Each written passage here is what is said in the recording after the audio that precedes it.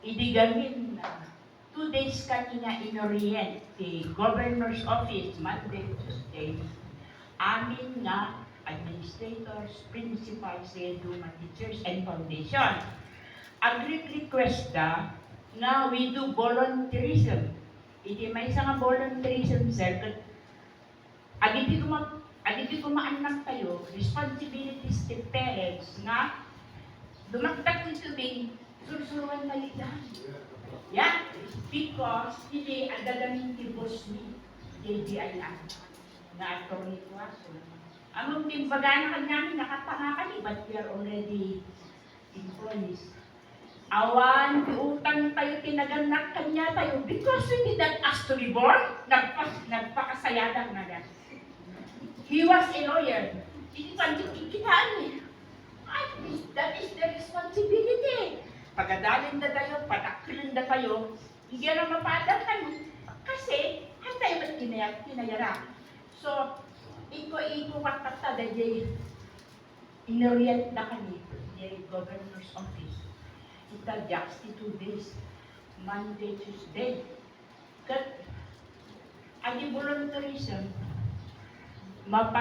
tatapin promise ko mo tagabas na school ni, the teachers may kunak, no adati free time da, tumulong da nga tutor o libre. Tata, hindi kaya da, nagado ka nun, di ubing na drop out, handa ni si Spila, nagado ti bisyo da babartot da drugs.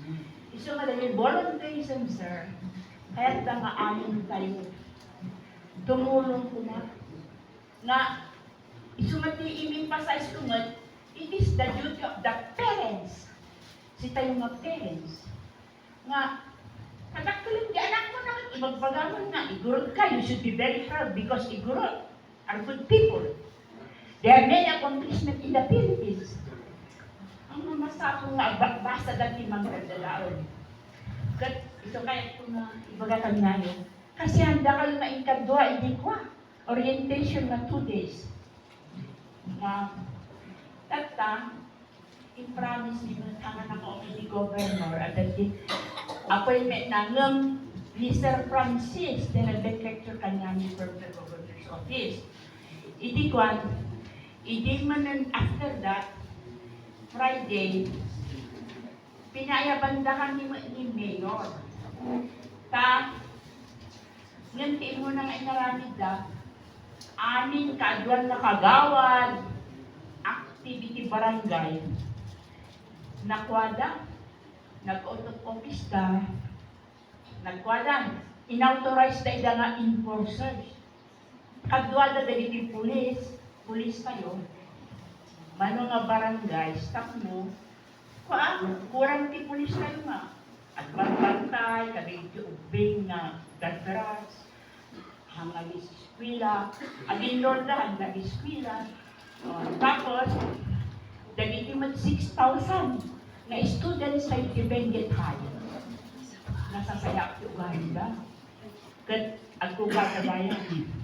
Agluto aglaklako induro kan tumultulong kada ito schools na nakurang ti books agitid kasali foundation ni Cora ang pag-grade na 25 years. Kunak si Cora, at kakadwate di charity group, you never told us na the foundation nyo. We are very proud of you. Kung kunak na kanya na. Ito nga, iti suggestion ko na, sir.